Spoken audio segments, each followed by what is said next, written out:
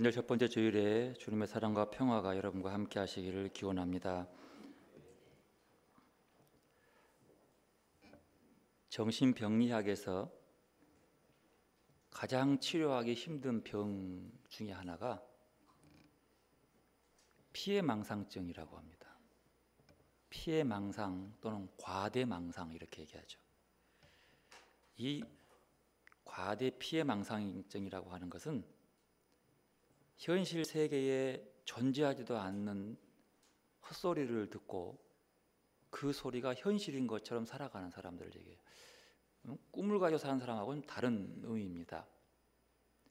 시카고 대학의 천재 교수 한 사람은 그 사람이 남극의 왕이 된다는 소리를 듣고 망상인 거예요. 그래서 그 사람이 그 왕 행세를 하면서 곧 그가 될 것이라고. 그래서 대학에서 이제 높은 직책을 줬는데 마다하는 거예요. 내가 좀 있으면 내가 저 남극의 왕이 될 텐데 뭐 그거 받아서 뭐 하겠냐고. 내가 대단한 이걸 피해망상이라고 그러더라고요. 뭔 피해가 모르겠다. 하여튼 피해망상증이라고 그러더라고요. 그때 그 시절에는 이 피해망상증을 치료하는 약이 없는 거예요. 그래서 결국 이제 그 약물 치료로 좀 도움을 받아가지고 돌아올 수 있는데 그 사람은 결국 이제 후에 가가지고는 여러 가지 자기 노력과 다른 뭐 상담들을 통해 가지고 이제 그것이 가짜라는 걸 아는 거예요. 그 목소리가. 그래서 이제 정상적으로 돌아왔다는 그런 얘들이 있습니다. 더 중요한 피해망상과 과대망상은 종교적 망상들입니다. 이건 대단히 무서운 거죠. 이 종교적 망상은 약물로도 치료가 잘 안 돼요. 이게 예를 들어서 작년 12월 14일 둘째 주일 정도 될 때에 우리나라에 전쟁이 일어나는데 올 것이라고 하나님께서 내가 천당을 몇천 번 갔다 왔는데 정말로 맞다고 하는 이런 환상의 꿈 같은 이야기 일어나지 않으니까 벌써 자기는 또 딴소리를 하고 있는 그런 모습, 이게 망상지. 뭔가 그 종교적인 그 망상에 사로잡힌 사람들이 이단을 만들어내고 그것이 현실인 것처럼 살아가는. 그러나 여러분, 이상적인 그 신앙적인 비전과 꿈은 다른 겁니다. 그거하고 다른 의미예요. 그러면 이 속에서 이걸 치료하는 것이 뭘까? 그것은 피해망상이나 과대망상은 자기에게 들려오는 그 소리들, 자기 마음을 채워서 자기를 결단하게 하는 그 소리들이 이게 진짜인지 가짜인지를 구별해야 되는 거예요. 이것이 진짜로 내 꿈과 관계된 얘기인지, 뭐 정주영 씨가 뭐 50년대 그때 내가 잠수함 만들겠다 막 이런 얘기를 헛소리라고 들었지만 그건 꿈인 거죠. 자기의 현실적인 소망을 갖고 이런 꿈 말고 그 속에서 정말로 내면에 들려오는 그 소리가 진짜인 건지 아니면 자기가 뭔가 피해나 과대한 어떤 자기 상상 속에 빠져가지고 자기 도취에 빠져서 나온 소리인지를 구별해서 살아가야 한다는 것이죠. 그러고 보면 인간은요, 어떤 목소리에 귀를 기울이냐에 따라서 그 사람의 삶이 결정됩니다. 많은 목소리들 중에서 어떤 목소리가 나에게 들려오는지. 아담과 하와는 그 마음 속에 선악과를 따먹으라 하는 목소리가 그를 지배하고 행동하게 만들어서 따먹어 버린 거예요. 순간의 실수가 아니에요. 그는 그 속에서 귀를 기울였던 것은 그 전에 하나님의 말씀에 귀를 기울이는 것이 아니라 그 사탄의 유혹의 말씀에 귀를 기울여서 넘어간 거란 말이에요. 사람들의 삶의 결정은 그렇게 내 속에 들어오는 그 목소리에 따라 결정된다는 거죠. 두 사람이 암으로 고통을 당하고 있습니다. 한 사람은 암이라는 말에 괴로워하고 절망하고 좌절합니다. 누구나 오겠죠.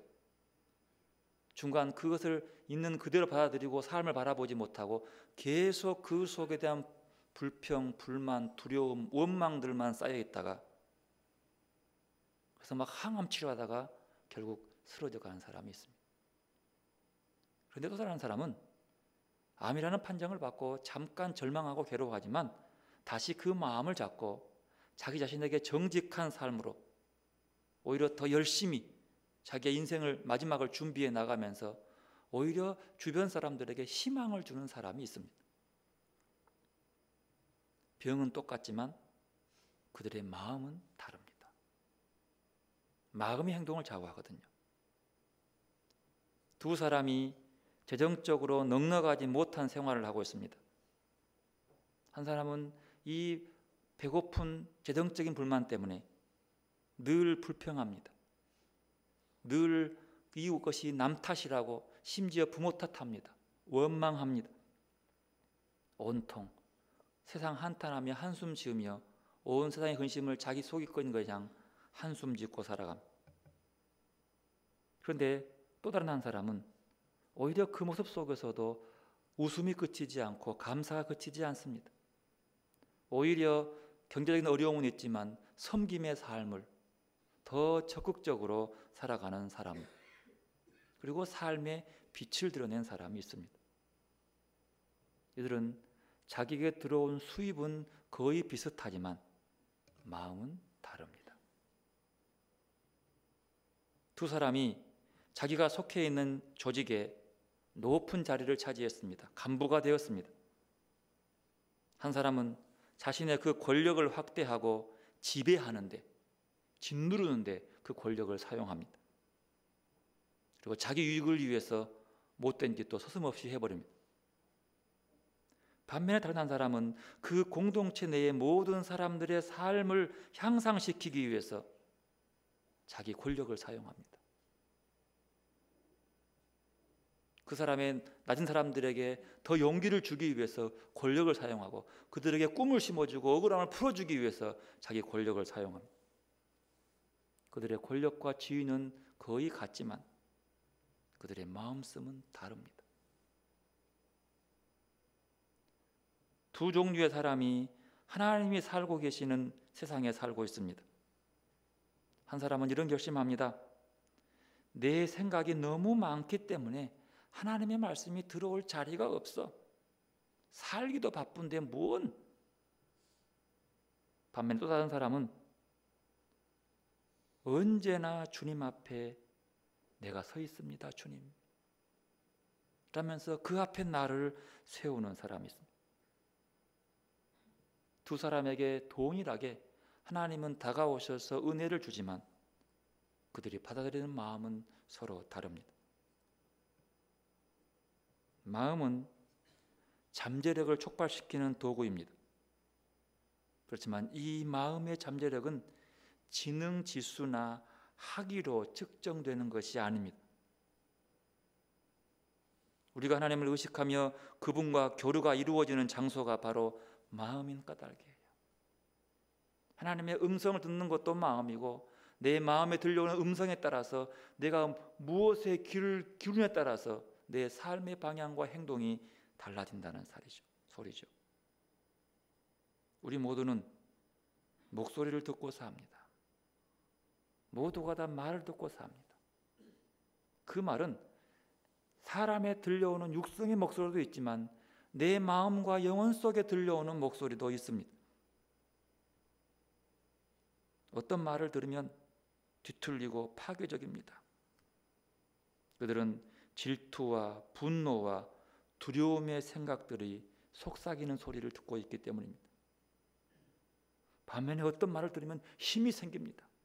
마음이 건강해집니다.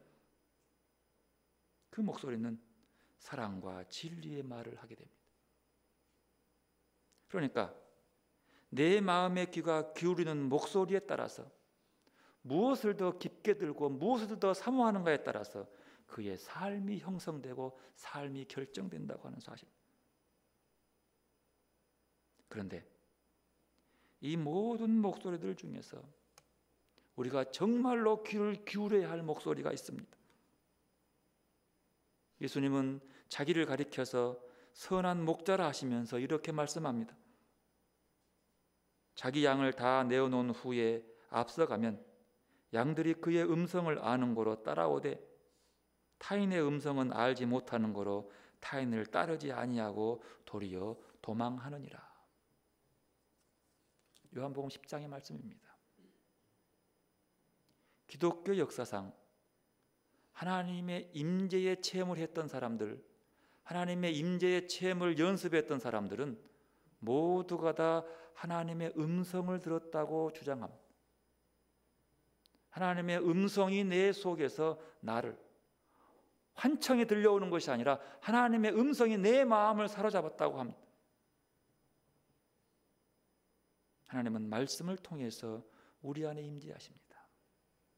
세미한 소리를 통해서 들어오십니다.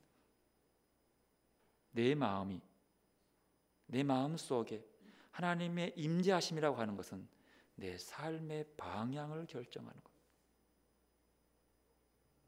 여러분, 믿는 사람은요, 완전한 사람이 아닙니다. 그 사람의 삶이 어떤 방향으로 나아가냐는 거예요. 신앙은 방향이요. 무엇을 향해 나아가냐는 거예요. 완성된 것이 아닙니다. 무엇을 향해 걸어가고 있냐고 하는 거예요. 오늘 본문에 등장하는 선지자 엘리야도 하나님의 음성을 듣습니다. 그러나 그가 하루아침에 늘 들려오는 음성을 들었던 것은 아닙니다. 그 음성을 듣기까지 적지 않는 갈등과 방황이 있었습니다. 그러면 엘리야가 어떻게 이 음성을 들을 수 있었을까요? 먼저 엘리야가요, 하나님의 음성을 들려오게 된 것은 그 속에 있는 것들을 내려놓았기 때문입니다. 엘리야가 무엇을 내려놓았습니까? 마음에 꽉 차 있는 두려움을 내려놓았습니다. 하나님은 계속해서 엘리야에게 말씀하시는데 그 마음 속에 다른 것들이 차 있어서 들려오지가 않습니다. 오늘 본문의 상황은 뭐냐 그러면 엘리야가 갈멜산에서 850명의 아세라 선지자, 바알 선지자와 함께 대결해서 승리하고 난 이후에요, 하나님의 음성 앞에서 담대히 나가서 그들과 싸워서 이겼습니다. 그런데 그 다음 날 이세벨이 네가 내 선지자를 죽여라고 하면서 내일 비슷한 시간에 저 죽은 선지자와 네 모습도 똑같을 것이다, 너도 죽을 것이다 라고 하는 소리가 들려왔습니다. 순간 그렇게 하나님만 믿고 담대했던 엘리야가 두려움이 확 밀려옵니다. 그래서 그 자리에서 떠나서 도망가는 순간은 하나님의 음성이 들려오지 않았습니다. 자기 속에 들리는 뭐예요? 이세벨의 소리가 큰 거예요. 너 죽어, 내일이면 죽을 거야. 너 가만 안 둔다. 지금까지의 그 이세벨의 잔혹함과 한번 한다 하면 해버리고 말하는 그 소리가 너무 두려운 거예요. 꽉 찹니다. 그저 내빼버린 거예요. 어디로? 광야로 가봤습니다. 죽기 살기로 도망갑니다. 얼마나 무서웠는지 19장 4절에 보면 엘리야는 하나님께 자기 죽기를 청합니다. 자기 자신은 광야로 들어가 하룻길쯤 가서 한 노뎀나무 아래에 앉아서 자기가 죽기를 원하여 이르되 여호와여 넉넉하오니 지금 내 생명을 거두어 주옵소서.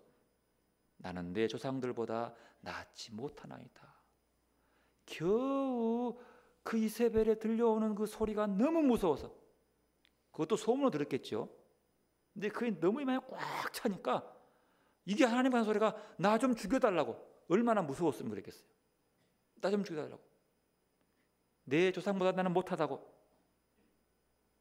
아무리 생각해 보아도 그 속에 떠오르는 이세벨의 그 협박의 얘기를 감당할 수가 없는, 한 번밖에 안 들었는데 얼마나 힘들었으면 육체적인 피로가 쌓여서 그만 노즘나무 아래에서 그냥 잠이 들고 마음 허기에 지쳤습니다. 성경에 보면 그를 깨워서 천사가 그에게 좀 먹여줍니다. 먹여주고, 자, 먹었냐? 좀 배불러서 빨리 걸어서 저기 호렙산에 있는 곳으로 가거라 라고 그를 그곳으로 보내. 호렙산은 굉장히 상징적 의미가 있는 곳이에요. 호렙산은 뭐예요? 모세가 그곳에 올라가서 뭐요? 하나님의 음성을 듣고 십계명 받은 자리, 그 자리거든요. 그러면 엘리야를 깨워서 호렙산으로 가라 하는 말은 무슨 말일까요? 하나님의 음성을 들으라고 하는 소리예요. 하나님의 말을 들으러 가라는 소리거든요. 그 답답함 속에, 심지어 그 속에 얼마나 두려웠으면 10절에 이렇게 말합니다. 그가 대답하되 내가 만군의 하나님 여호와께 열심히 유별하오니 이는 이스라엘 자손이 주의 언약을 버리고 주의 제단을 헐며 칼로 주의 선지자들을 죽였음이오며 오직 나만 남았거늘 그들이 내 생명을 찾아 빼앗으려 하나이다. 여러분, 이것이 하나님 앞에 지금 화를 내는 거예요. 하나님 뭐요 말이요. 하나님 우리를 시켜놓고 다 죽여버리고 나 혼자밖에 안 살았다고. 실은 7천 명이 있는데 지금 모르는 거예요. 나 혼자 이게 뭐냐고 말이에요. 이게 지금 무서워 죽겠다고. 아직도 하나님의 음성이 들려오지 않는 거예요. 오죽했으면 하나님께 항변하고 화까지 내겠습니까? 하나님께 앞에 분노할 만한 그 마음에 들려오는 소리가 꽉 차 있으니 어찌 하나님의 음성이 들려오겠어요? 어찌 하나님의 위로가 들려오겠어요? 그런데요, 결국 엘리야는 그 음성을 듣습니다. 언제 듣습니까? 이세벨에 대한 미움과 아합에 대한 원망을 내려놓았을 때에 들려왔습니다.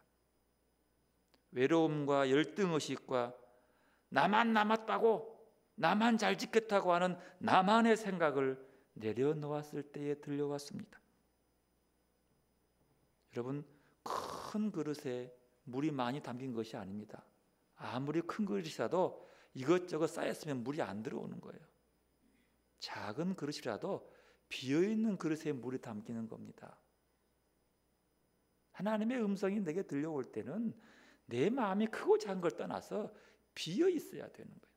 그게 내려놓으려는 거죠. 마음에 채워져 있는 것들을 내려놓아야 합니다. 뭘 내려놓아야 합니까? 두려움입니다. 불평입니다. 원망입니다. 미움입니다. 열등의식입니다. 교만한 것들을 내려놓아야지만이 음성이 들려오는 겁니다. 두 번째로 엘리야는 하나님의 음성을 듣기 위해서 광야에서 동굴로 들어갔습니다. 동굴은 뭐요? 지 혼자밖에 없는 곳이죠. 열왕기상 17장 3절에 이렇게 말합니다. 너는 여기서 떠나 동쪽으로 가서 요단 앞 그릿 시내가에 숨고 그 시냇물을 마시라. 내가 까마귀들을 명령하여 거기서 너를 먹이게 하리라. 그가 여호와의 말씀과 같이 하여 가서 요단 앞 그릿 시내가에 머물매. 여기는 한적한 곳이야. 조용한 곳이야. 여러분, 하나님의 음성을 듣기 위해서 엘리야는 자기 혼자만 있는 한적한, 광야도 모자라서 한적한 곳으로 간 거예요. 여러분, 세례 요한은 하나님의 음성을 듣고 예수님을 전하기 위해서 어디로 갔습니까? 광야로 가는 거예요. 그래서 광야에서 외치는 자의 소리가 된 겁니다. 예수님도 공생애를 시작하기 전에 어디로 갑니까? 광야에서 40일 동안 금식해요. 금식은 뭐요?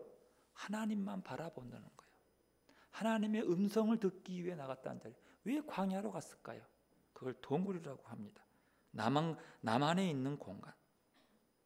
그리고 예수님은 늘 순간순간 누가복음에서 한적한 곳으로 갑니다. 열심히 일하다가 사람들이 떼거지로 몰려와서 자기를 막 높여주는데도 한적한 곳으로 가십니다. 왜? 기도했습니다. 그 기도는 소원을 들어주라는 기도가 아니라 하나님의 음성을 듣기 위해서입니다. 자기가 십자가를 지어가야 하는 구원의 길을 가는데 하나님께서 말씀하신 것을 다시 내 속에 채우기 위해서, 내 말씀 가득히 하나님의 음성으로 채우기 위해서 한적한 곳으로 가시는 거죠. 마가복음 6장 6절에 말합니다. 너는 기도할 때에 내 골방에 들어가 문을 닫고 은밀한 중에 계신 내 아버지께 기도하라. 은밀한 중에 보시는 내 아버지께서 갚으시리라. 갚으시리라. 여러분, 여러분만의 골방이 있습니까? 골방은 어떤 지역적인 골방이 아닙니다.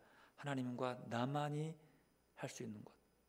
아무리 내가 악을 쓰고 소리를 지르고 슬피 울어도 하나님 이외에는 듣지 않는 자리. 나하고 하나님만 있는 자리. 내 마음이 하나님께로만 열려 있는 자리. 사람들이 복잡하는 자리에서도 내 골방은 있을 수 있습니다. 왜? 하나님과 나만 대화할 수 있기 때문이에요. 사람들을 다 보고 일하는 중에서도 내 마음이 하나님께로 훌쩍 올라가 있으면 그 속에서 하나님과 나만의 골방이 거기 있는 겁니다. 저도 저만의 골방이 있습니다. 나 혼자만의 골방. 어딘 줄 아십니까? 몇 군데 있어요. 그 중에 하나가 차 안입니다.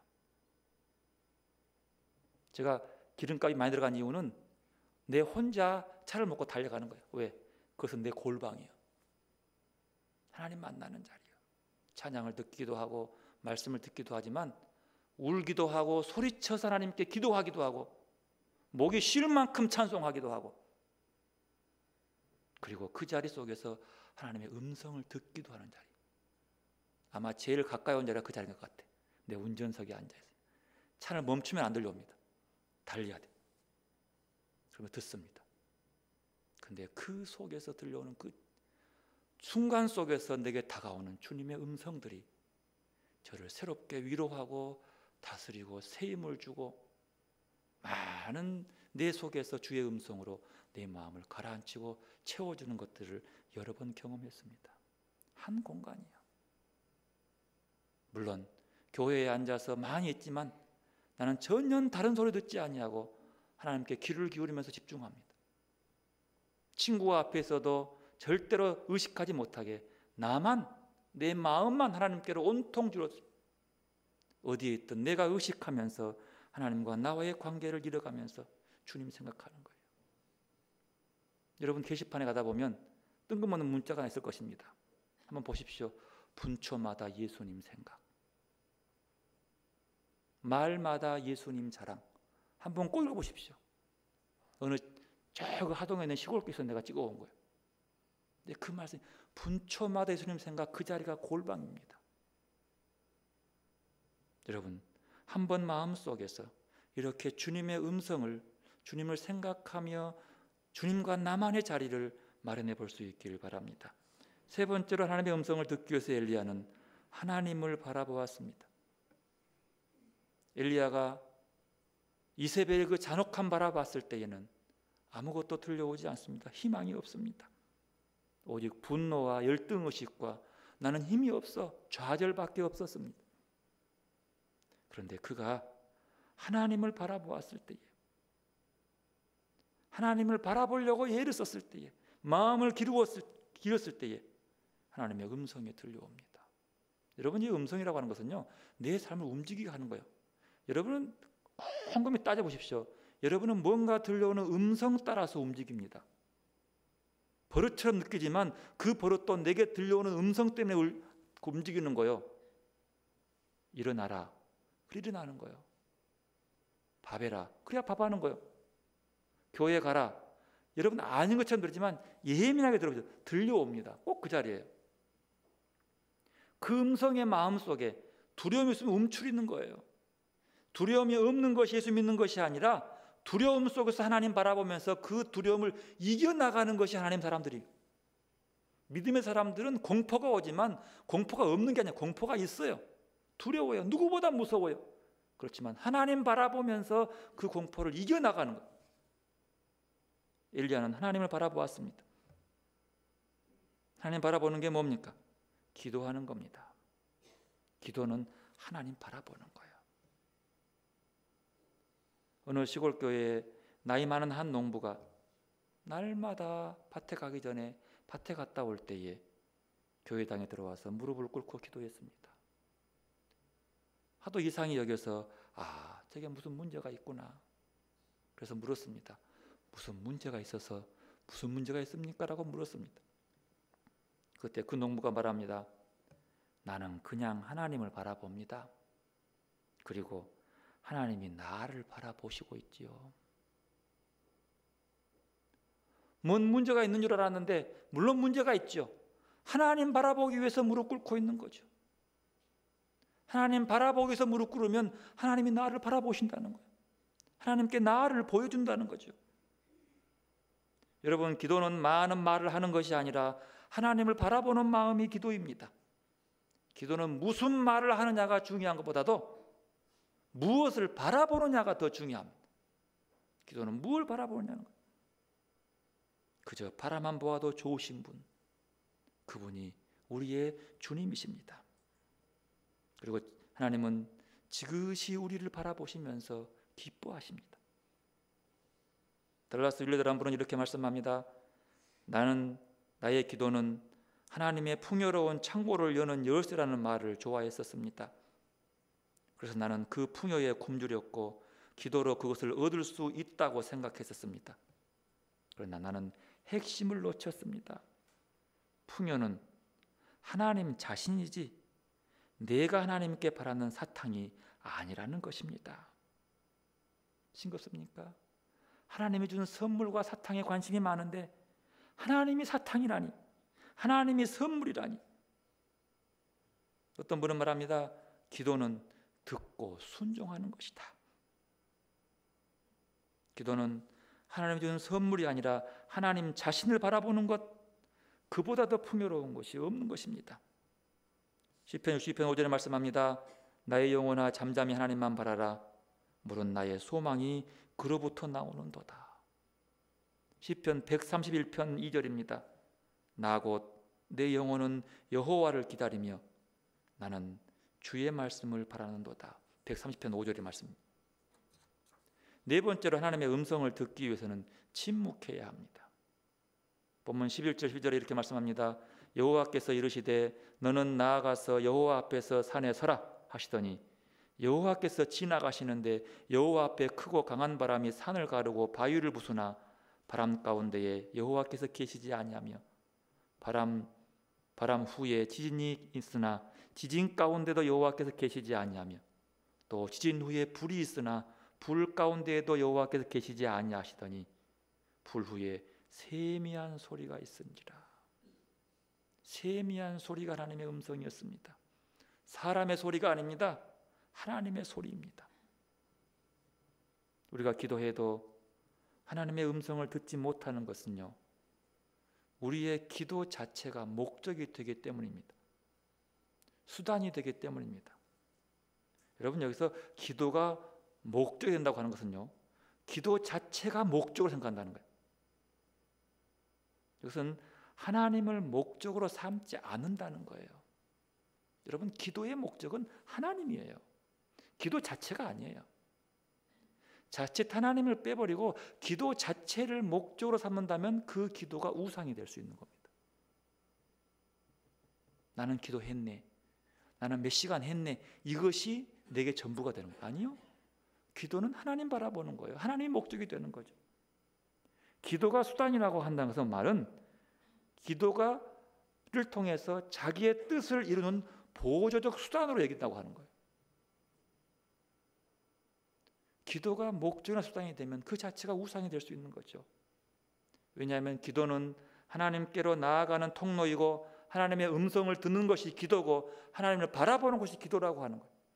기도의 목적과 모든 기도의 과정의 수단은 하나님께로 향하는 거예요. 통로이고 하나님 자체인 것이죠. 그런데 하나님은 왜 침묵을 통해서 우리에게 말씀하시는 걸까요? 왜 그럴까요? 왜 우리가 고요해야만 그 음성이 들려오는 걸까요?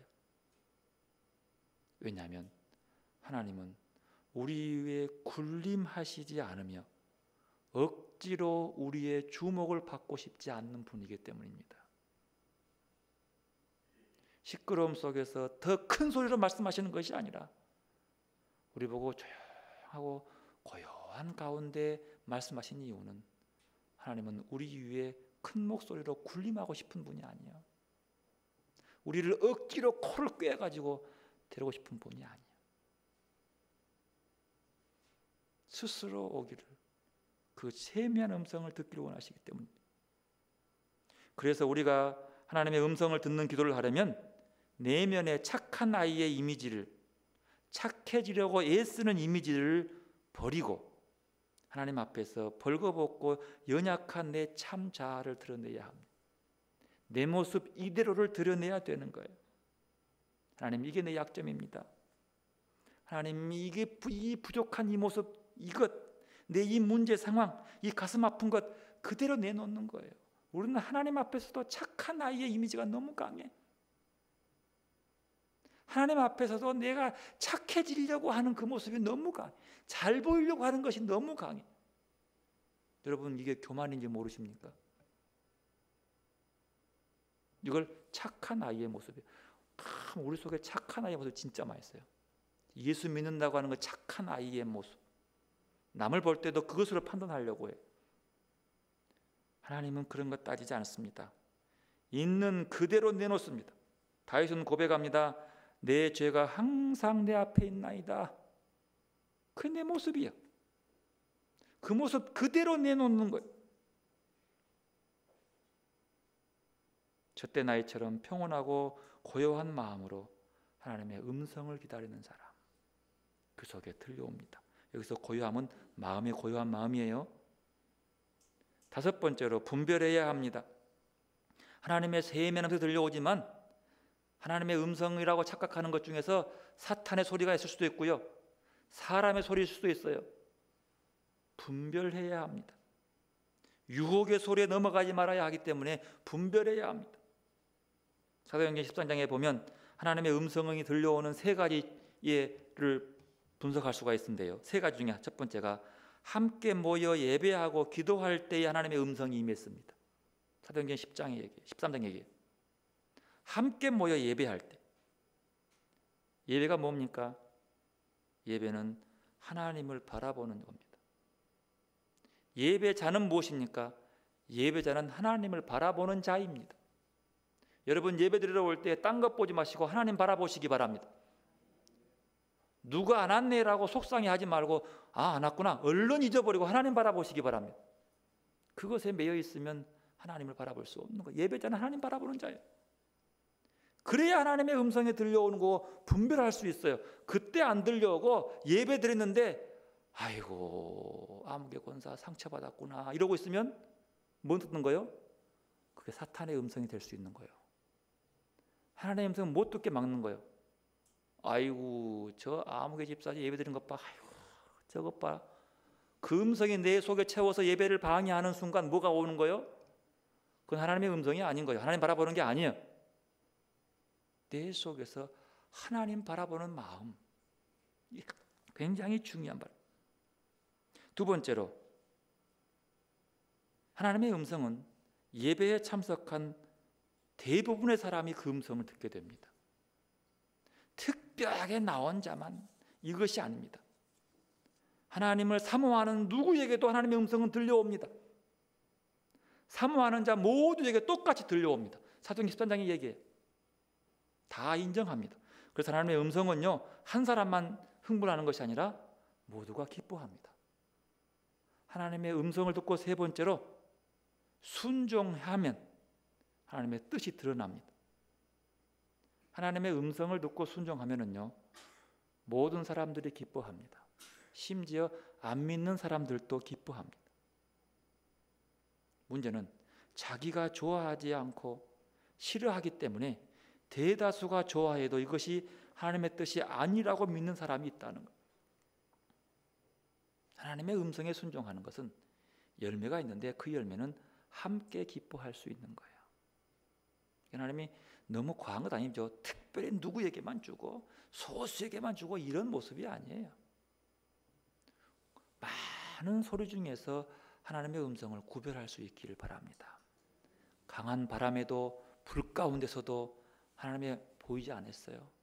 세미한 소리 가운데서 스치고 지나가는 그 소리는 내 순간의 삶의 짧은 속에서도 하나님의 음성이 들려와요. 그것을 구별해 드리시기 바랍니다. 왜? 하나님은 우리에게 늘 말씀하시기 때문입니다. 그래도 하나님의 음성이 들려오지 않습니까? 대사처럼 그럼에도 불구하고 끝까지 하나님을 사랑하시기를 바랍니다. 하나님의 음성이 안 들려 하더라도 끝까지 사랑하시기 바랍니다. 그녀는 말합니다. 비록 내가 하나님의 음성을 듣지 못해도 나는 그분을 사랑하리라. 그분이 나에게 한 번도 사랑받지 못한 것처럼 나는 더 그분을 사랑하리라. 이렇게 말했습니다. 하나님의 음성을 듣고 주님을 더욱더 사랑하는 여러분들이 되시기를 바랍니다. 하나님의 음성 속에서 날 사랑하신다는 음성을 들을 수 있기를 바랍니다.